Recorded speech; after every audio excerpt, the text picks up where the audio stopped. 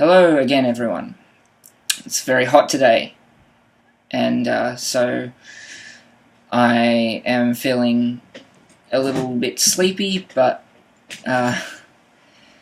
still, that can't stop the writing discussion, so I'm here to talk to you a little bit about writing, as usual. Today, I wanted to talk a bit about writer's block, what to do if you're feeling uninspired, because this is something that I've been going through a little bit lately. One thing that I tend to do when I need to write and don't have any ideas is to just sit down and write anything that comes to mind. Sometimes I write about not being able to write. Sometimes I write about, something that's bothering me during the day. It's just whatever comes to mind. And this way I get some writing done every day without the need to come up with a storyline. This is sort of similar to a technique from Julia Cameron's book, The Artist's Way, called The Morning Pages, where, she suggests you get up in the morning and pretty much first thing, you just sit down and write for 15-20 minutes, anything that comes to mind. Don't filter it. If you just want to go one thought to the next, and it's completely random and doesn't make sense, do that.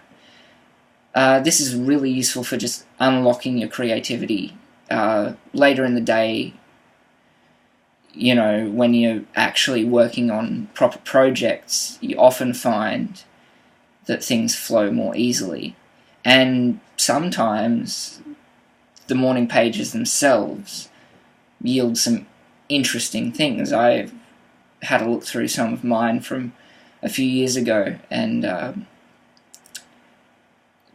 there was some quite creative stuff. Nothing I'd publish, but it wasn't actually terrible. So that's one thing you can do. Another thing is just trying a writing exercise. I tried this a few days ago. I was really struggling to write everything that I came up with. I'd come up with a few sentences, and then I'd go, oh no, I don't like that, and I'd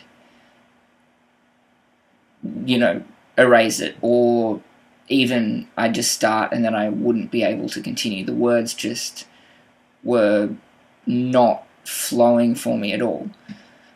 But then I tried a writing exercise that I'd seen online, which was just to write about some sort of first, whether it's like first kiss, first day at university, or something like that, and that really freed me up.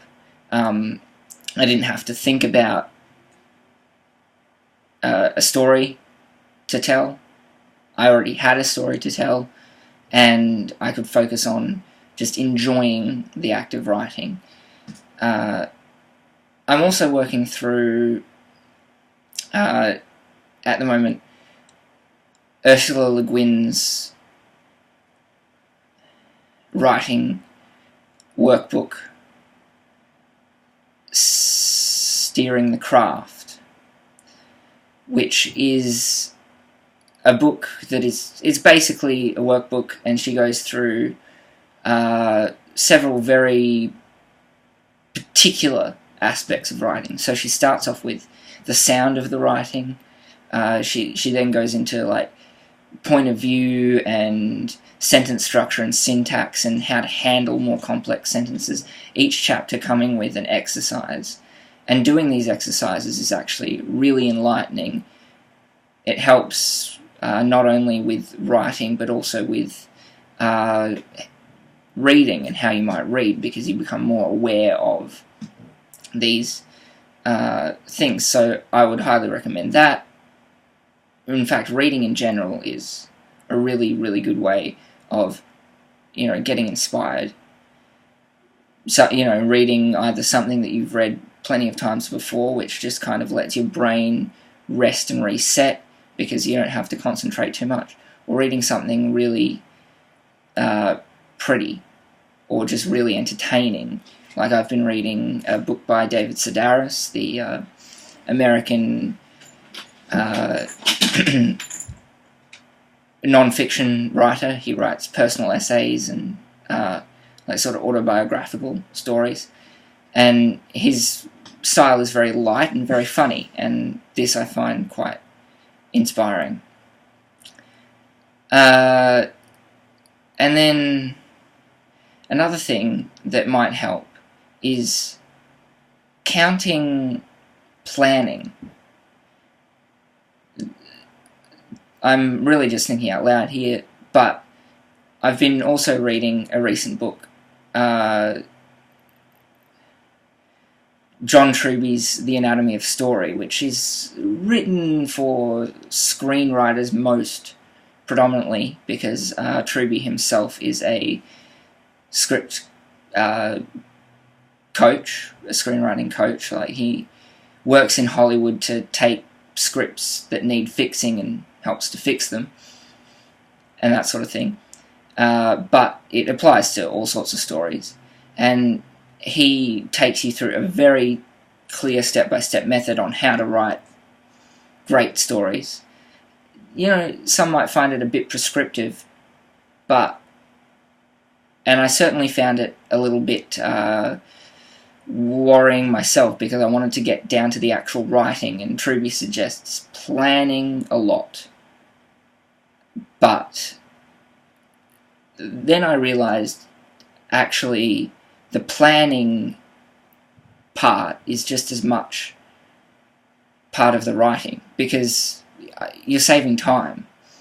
You know, if you write without a plan, then you're probably going to have to go back and fix a lot of it. If you do the planning beforehand, then you'll have less drafts to do, less time spent trying to fix the problems inherent in that draft. So, you know, if you want to spend a day not actually writing scenes or writing chapters or whatever, and just planning exactly how you're going to tell the story, what you're going to include, doing some character work, trying to figure out who your characters are, where they come from, as I've talked about in a previous video, that can be a really good way of taking the pressure off yourself and, you know, really getting to know your story before you write, which can help free writer's block.